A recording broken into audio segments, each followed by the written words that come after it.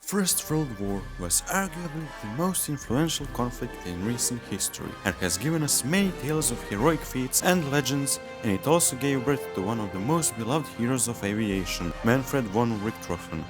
Richtofen was born in Kleinburg near Breslau, which is now part of the city of Wrocław, which was in German Empire, now in Poland, on 2nd of May 1892, to a Prussian aristocratic family. He was the second of four children of Major Albrecht Philipp Karl Julius Freiherr and Königrud von Scheckfuss und Neudorf. Manfred had an older sister Ilse and two younger brothers. At 4 years old, Manfred moved with his family to nearby Schweidnitz.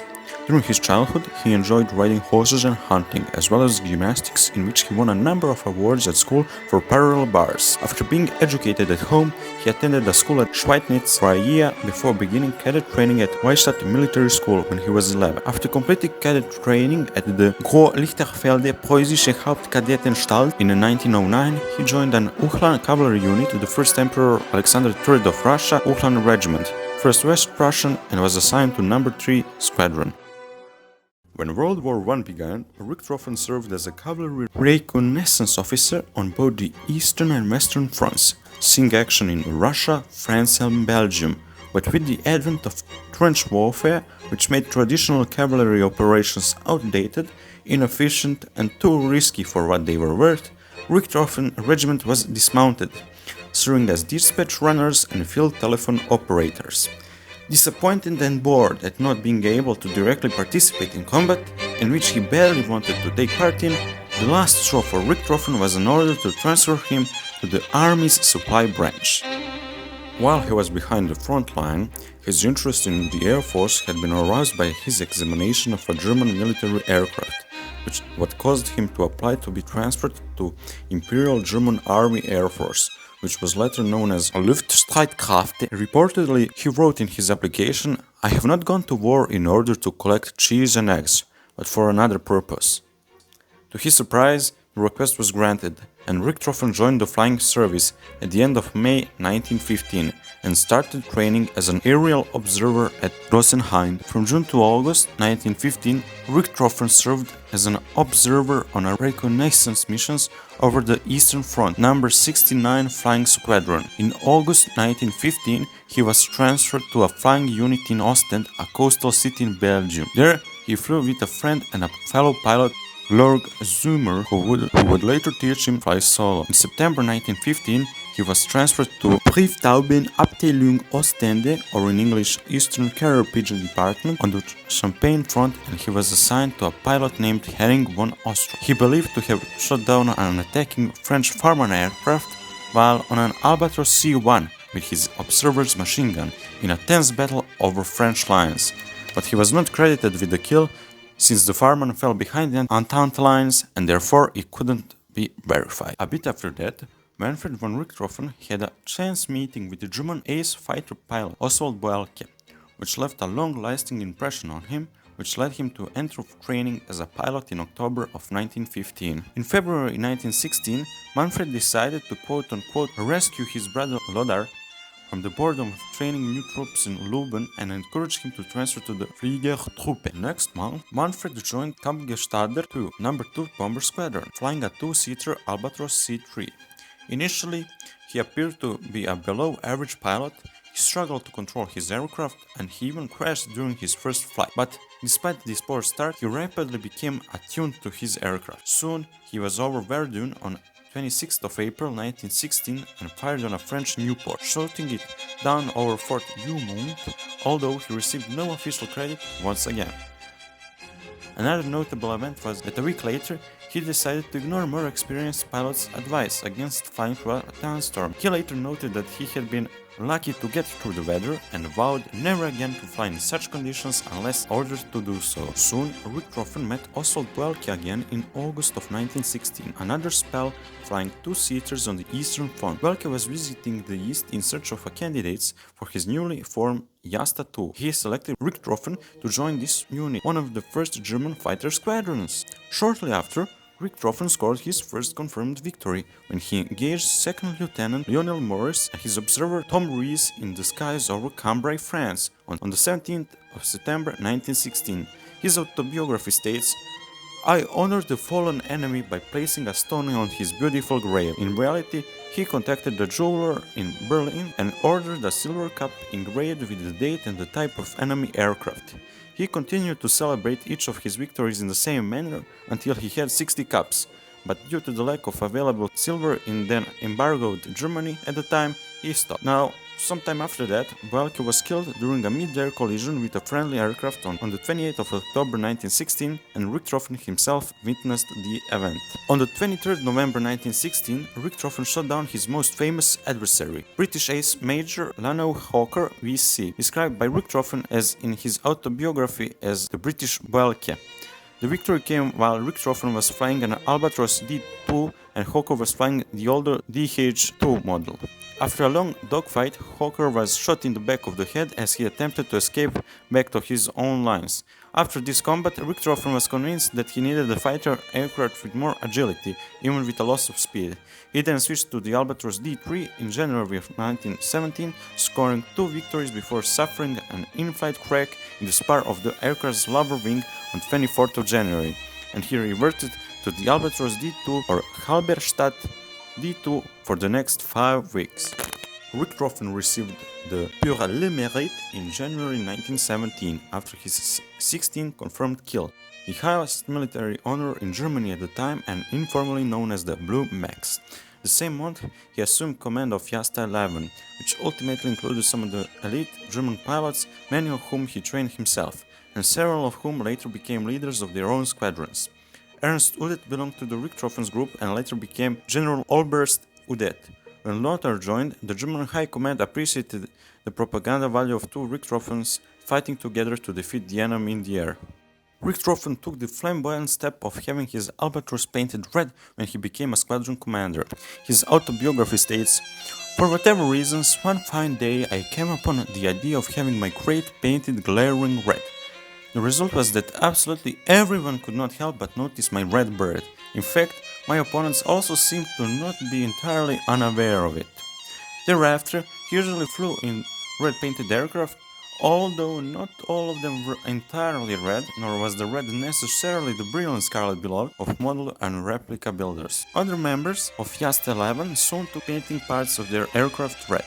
Their official reason seems to have been to make their leader less conspicuous, to avoid having him singled out in a fight.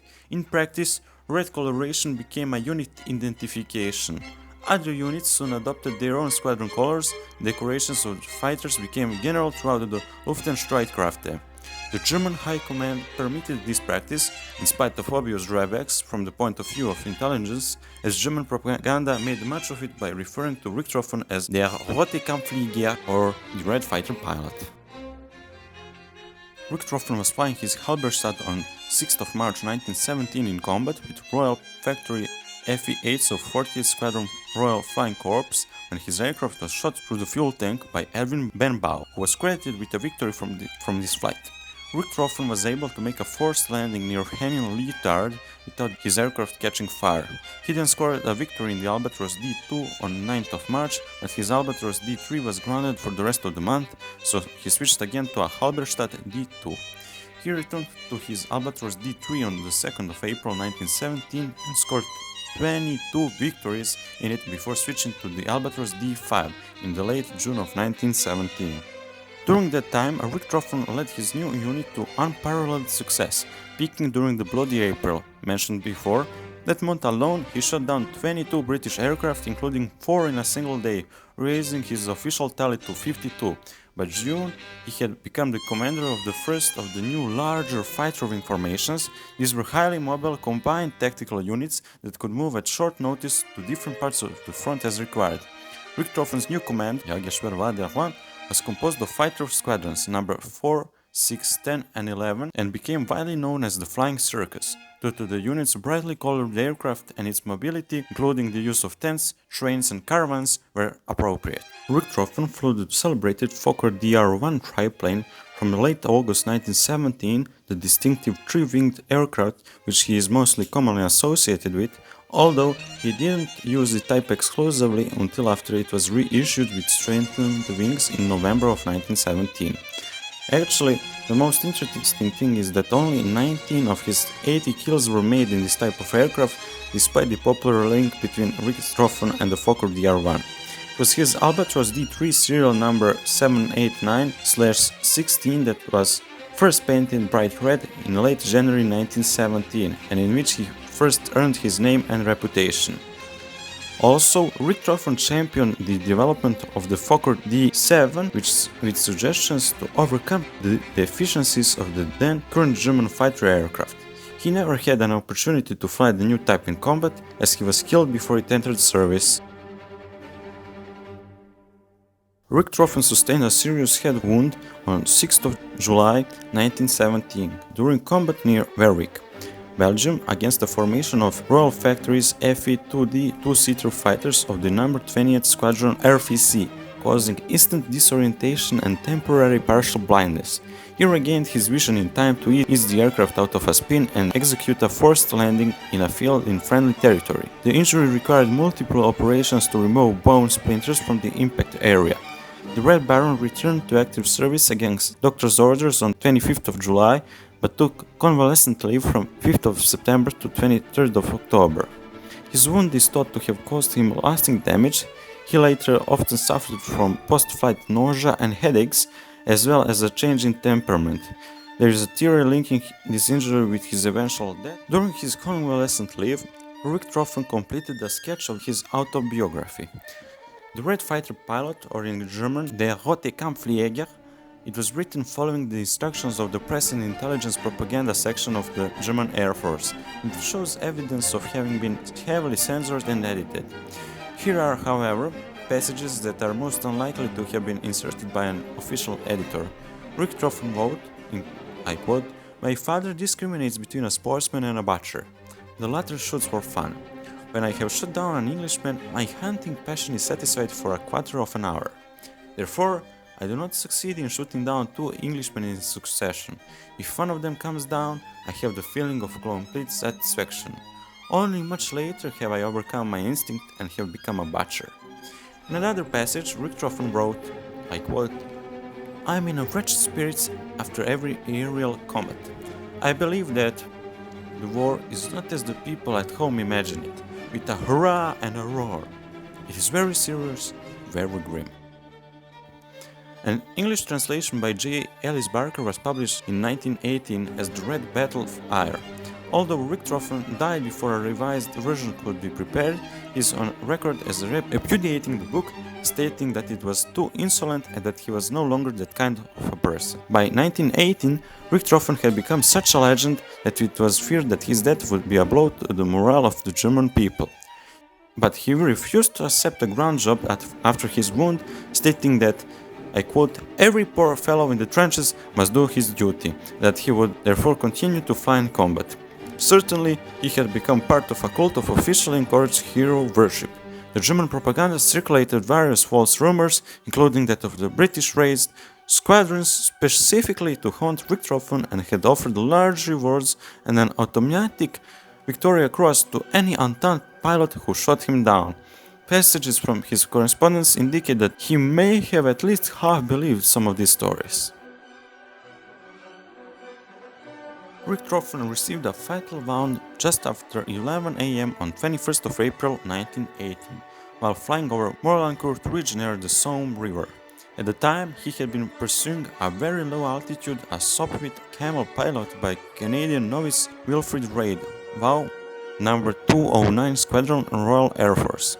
May had just fired on the Red Baron's cousin, Lieutenant Wolfram von Richthofen. On seeing his cousin being attacked, Richthofen flew to his rescue and fired on May, causing him to pull away. Richthofen then pursued May across the Somme. The Baron was spotted and briefly attacked by a camel piloted by May's school friend and flight commander, Canadian Captain Arthur Roy Brown. Braun had to dive steeply at very high speed to intervene and then had to climb steeply to avoid hitting the ground. Richtofen turned to avoid Jasta's attack and then resumed his pursuit of May. It was almost certainly during the final stage in his pursuit of May that a single .303 bullet hit Richtofen through the chest, severely damaging his heart and lungs. It would have killed Richtofen in less than a minute. His aircraft stalled and went into a deep dive, hitting the ground in a field of a hill near the Break Corby Road, just north of the village of Vaux-sur-Somme, in a sector defended by the Australian Imperial Force. The aircraft bounced heavily upon hitting the ground, the undercarriage collapsed, and the fuel tank was smashed before the aircraft skidded to a stop. Several witnesses, including Gunner George Ridgway, reached the crashed plane and found Richtofen already dead and his face slammed into the butts of his machine guns, breaking his nose, fracturing his jaw, and creating concussions on his face. Number 3 Squadron, Australian Flying Corps, was the nearest Entente air unit and assumed responsibility for the Baron's remains. His Fokker GR1/17 was soon taken apart by souvenir hunters. In common with most Entente air officers, Number 3 Squadron officer, AFC's commanding officer Major David Blake, who was responsible for Richtofen's body, regarded the Red Baron with great respect, and he organized a full military funeral. The body was buried in the cemetery at a village near Amiens on 22nd of April 1918. 6 of Number 3 Squadron's officers served as pallbearers, and a guard of honor from the squadron's other ranks fired a salute. Entente squadrons stationed nearby presented memorial rafts, one of which was described with the words, "To our gallant and worthy foe." Later on, in the early 1920s, the French authorities created a military cemetery at Fricourt, in which a large number of German war dead, including Richtofen, were reinterred. In 1925, von Richthofen's youngest brother Boelcke recovered the body from Fricourt and took it to Germany. The family's intention was for it to be buried in the Schweidnitz cemetery next to the graves of his father and his brother Lothar von Richthofen, who had been killed in a post-war air crash in 1922. The German government requested that the body should instead be interred at the Friedhofen cemetery in Berlin, where many German heroes and past leaders were buried, and the family agreed. Richthofen's body received a state funeral. Later, the Third Reich held a further grandiose memorial ceremony at the site of the grave, erecting a massive new tombstone engraved with the single word Richtofen. During the Cold War, the Invaliden Friedhof was on the boundary of the Soviet zone in Berlin, and the tombstone became damaged by bullets fired at attempted escapees from the East Germany. In 1975, the body was moved to a Richtofen family grave at the Südfriedhof in Wiesbaden. For decades after World War I, some authors questioned whether Richtofen had achieved 80 victories, insisting that his record was exaggerated for propaganda purposes. Some claimed that he took credit for aircraft down by his squadron or wing. In fact, Richtofen's victories are unusually well documented. A full list of the aircraft the Red Baron was credited with shooting down was published as early as the 1958 with document RFC/RAF squadron details, aircraft serial numbers, and the identities of Entente airmen killed or captured. 73 of the 80 listed match recorded British losses. A study conducted by a British historian Norman Franks with 2 colleagues published in Under the Guns of the Red Baron in 1998 reached the same conclusion about the high degree of accuracy of Richthofen's claimed victories. There were also some unconfirmed victories that would his actual total as high as 100 or more, but around 80 is the most accurate approximation. Manfred von Richthofen is a celebrated war pilot in Germany and worldwide, being remembered for his feats and heroism as well as excellent flying and great number of victories. He is remembered and often found in popular culture, having many books, series and films made about him, preserving a memory of him and his feats, and also as a reminder as to what horrors has the Great War brought upon the world.